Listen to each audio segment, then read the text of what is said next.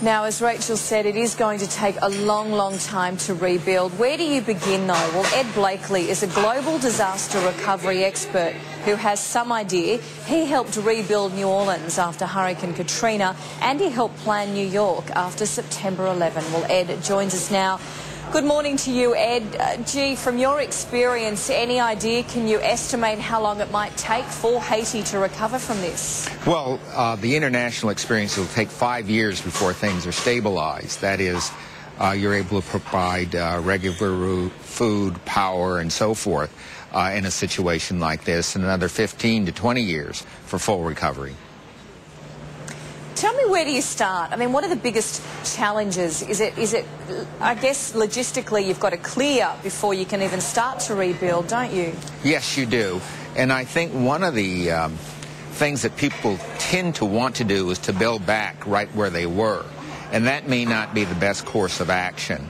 Port-au-Prince can be replanned now in a better, safer way than it was before, and much of the structure can be moved and changed and transformed.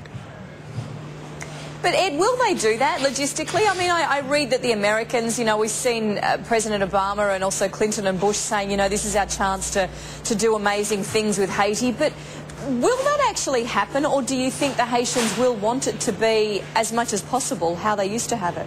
Well, I think there are two competing things. One of them is people really want safety and security above all, and they want to live in that area or neighborhood.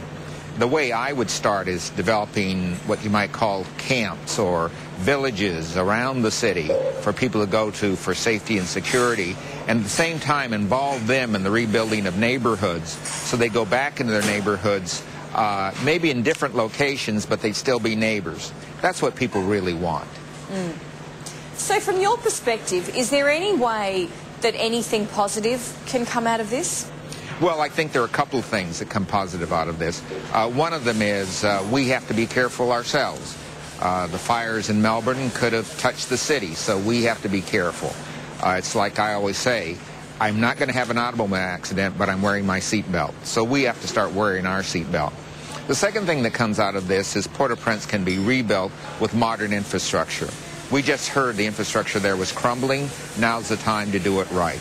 And the third thing is, internationally, we can put together some teams with the expertise so they can go in a situation like this, get things done without all the chaos we've seen on television. Oh, God, I hope so. All right, Ed, thank you very much for your time. We really appreciate it this morning. Thank you very much for having me.